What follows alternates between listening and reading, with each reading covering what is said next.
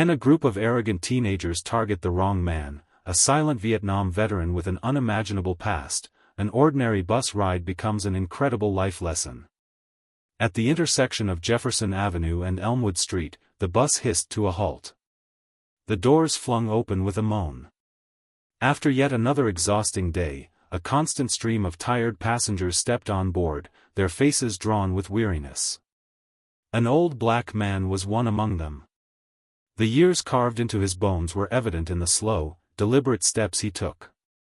He had a little bag full of goods and a solid wooden cane whose lacquer had been worn smooth by innumerable grips. He moved slowly but steadily in the direction of the back of the vehicle. As he lowered himself into a seat, he rested the cane against his knee and gazed out the window. The evening light spilled across his weathered face, highlighting deep lines that spoke of a lifetime of challenges and wisdom. He sat quietly, unnoticed by most, except for the occasional glance from a curious child or a kind stranger offering a faint smile. The bus rumbled back into motion, its engine a dull roar as it navigated the bustling streets. Inside, the mix of voices, the shuffle of feet, and the occasional chime of a phone notification filled the space. Yet amidst it all, the man remained a figure of calm, observing the world outside with eyes that seemed to hold more stories than anyone could count. But not everyone noticed the quiet dignity he carried. Not everyone understood the depth of his experience. And soon that lack of understanding would lead to something unforgettable. But as the bus slowed for the next stop, the atmosphere was about to change, and no one, not even the elderly man, could predict what would unfold. The bus screeched to a halt at a stop near Lincoln High School, and the energy shifted instantly. A group of teenagers, 4 in total, bounded up the steps. Their laughter was loud and carefree, with an edge that hinted at trouble. Each one carried a backpack slung over one shoulder. Their voices cut through the usual bus chatter like static. They lingered near the front, scanning the seats as though searching for something, or someone, to entertain them. One of them, a tall boy with a baseball cap turned backward, nudged his friend and pointed toward the elderly man seated at the back. "Yo, check him out," he said, his voice low but audible enough to make heads turn. The group exchanged smirks, their laughter growing as they made their way down the aisle. Passengers shifted uncomfortably in their seats, some glancing at the old man, others pretending not to notice. The teens stopped just short of him, their movements exaggerated and full of swagger. "Hey, old man," said the boy in the cap, leaning on the seat in front of him. "You miss your stop at the retirement home or something?" The elderly man didn't respond. He kept his gaze fixed out the window, his hands resting on the cane as though it were a lifeline. His silence only seemed to encourage them. Another teen, a shorter one with a hoodie pulled over his head, chimed in. "That cane for walking, or is it holding you up?" He snorted, and the others erupted into laughter. Passengers exchanged nervous glances, but no one said a word. A woman near the front shifted her bag closer to her chest. A man in a suit adjusted his tie, focusing intently on his phone. It was as if the entire bus had collectively decided that staying silent was safer than getting involved. But the teens weren't done. They edged closer, their voices growing louder, their jabs more pointed. "Bet he's got some cash on him," said a boy with a buzz cut. "What's in the bag, Grandpa? Cat food?" But just as their mocking reached a crescendo, the old man moved for the first time, lifting his head slightly, his calm demeanor unshaken. Something in his presence shifted, and even the teenagers hesitated for a moment. The moment of hesitation passed as quickly as it had arrived. Emboldened by the elderly man's silence, the boy in the baseball cap leaned closer, his smirk widening. "What's the matter, Grandpa? Cat got your tongue?" he sneered, tapping the old man's cane lightly with his sneaker. The others laughed, their voices bouncing off the bus walls like an irritating echo. The old man's grip on the cane remained firm, his gaze unshaken as he finally turned his eyes toward the boy. They weren't angry or fearful, just steady, piercing in their calmness. Passengers stole glances, tension thickening in the confined space. A young woman clutched her purse tightly, her knuckles white. A middle-aged man in the corner cleared his throat but said nothing. Everyone seemed frozen in their seats, unwilling or unable to intervene. The boy in the hoodie leaned over, his bravado unchecked. "You deaf or something? Maybe he doesn't speak English," he joked, prompting another round of laughter. Still the old man said nothing. He shifted slightly, straightening his posture, his cane now resting firmly on the floor. The slight movement was almost imperceptible, but it carried weight, a sense of purpose that wasn't lost on a few observant passengers. One of the teenagers, the smallest of the group, glanced nervously at the others. "Maybe we should chill," he muttered. But his suggestion was ignored. "You got a problem, old man?" the boy in the cap pressed, his voice tinged with mock irritation now. "We're just trying to have some fun. Lighten up." For the first time, the elderly man spoke. His voice was low but firm enough to cut through the noise. "Do you boys always find fun in bothering strangers?" The bus fell silent. Even the troublemakers were caught off guard by the question. It wasn't delivered with anger or sarcasm, but with an unexpected clarity that demanded an answer. "What's it to you?" the boy in the hoodie shot back, trying to regain control of the situation. The man tilted his head slightly, his eyes unwavering. "Because I've met young men like you before," he said. His tone was calm, measured. "Different time, different place." They didn't laugh as much when they found out what real fear feels like. The air grew heavy. The laughter now replaced with a prickling discomfort. The teenagers exchanged uncertain glances, their confidence visibly shaken. But just as it seemed the tide might turn, the boy in the cap scoffed, unwilling to back down. "What, you're going to scare us with your cane?" he said, his voice louder now, desperate to regain control. The challenge hung in the air, daring the old man to respond. The bus creaked as it turned a corner, the jolting movement causing the boy in the hoodie to grab a nearby rail for balance. The elderly man remained steady, his cane an anchor as he finally raised his head fully to meet their stares. "You think this cane is what I lean on?" he asked, his voice calm but carrying an unmistakable weight. "No, boys. This cane is just, what holds me up is something far stronger." The boy in the cap scoffed again, but his laughter was hollow now, lacking the confidence it had before. "Yeah? What's that?" he challenged, though the quiver in his tone betrayed him.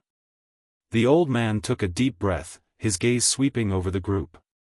"When I was your age," he began, "I carried something much heavier than a cane. I carried a rifle through jungles half a world away. I was 19, barely older than you. Vietnam." The words seemed to echo in the enclosed space, silencing even the faint whispers among the passengers. The old man continued, his voice steady yet layered with memories.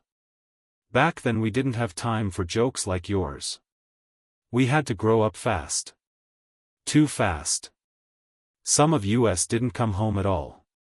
And those who did," he paused, his fingers tightening momentarily on the cane. "We carried more than our gear back with us.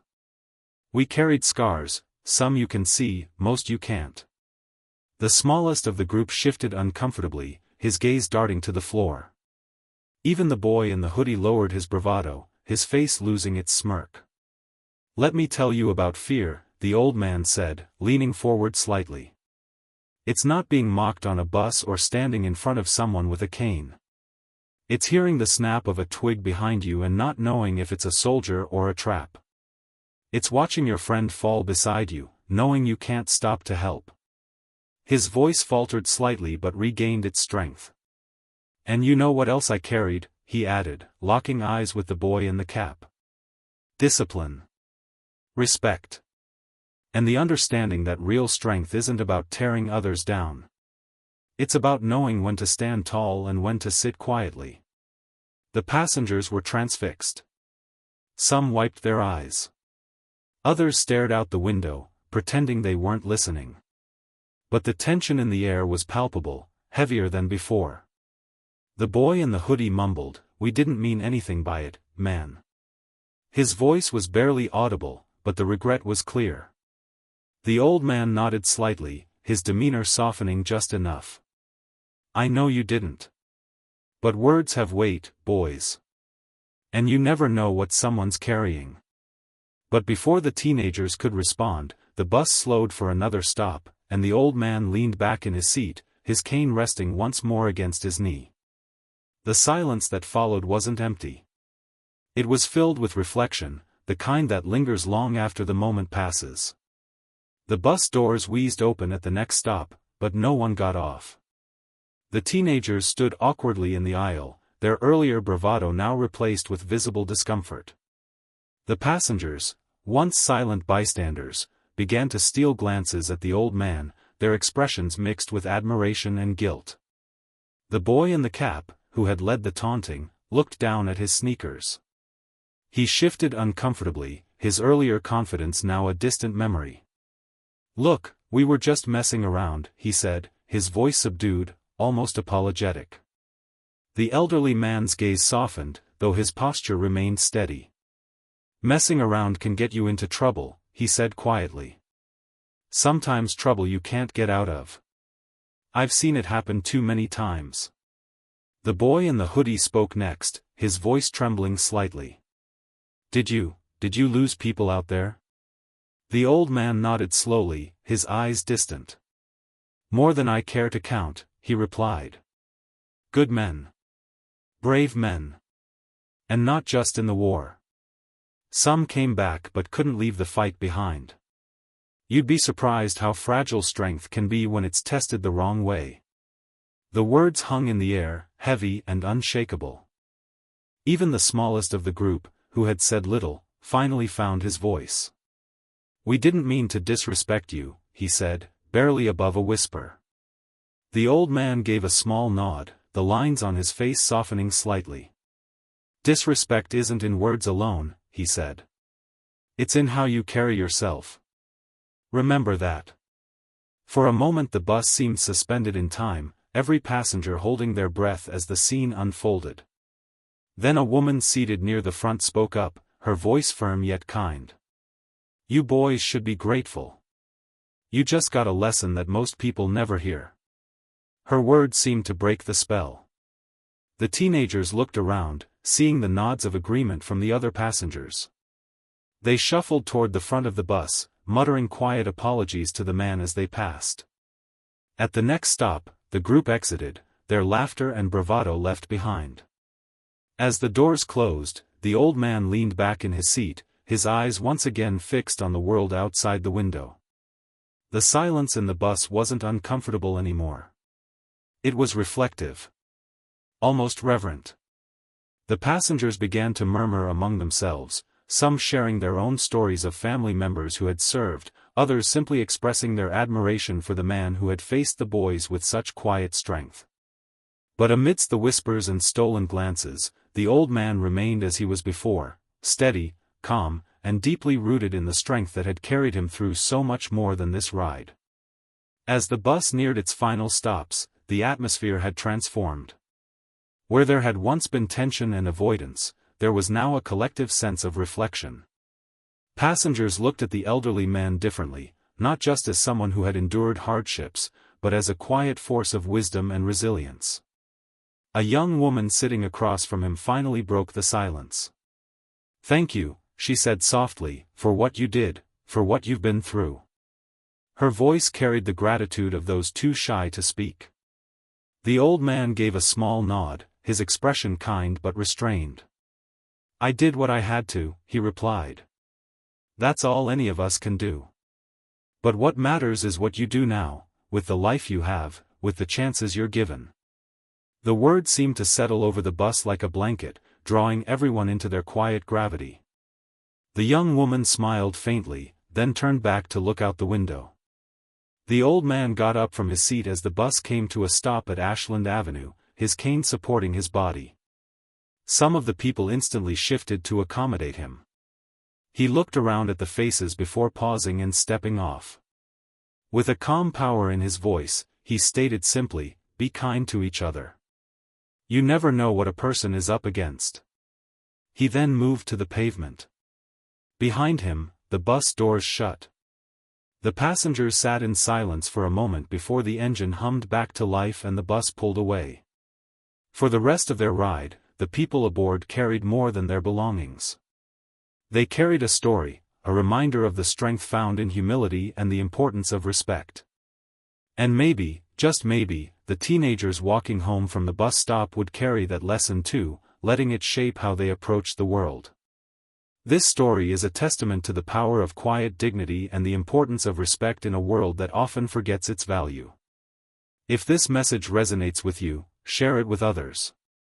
Let's work toward building a world where kindness and understanding are the norms, not exceptions. Don't forget to subscribe for more stories that inspire, challenge, and remind us of what truly matters.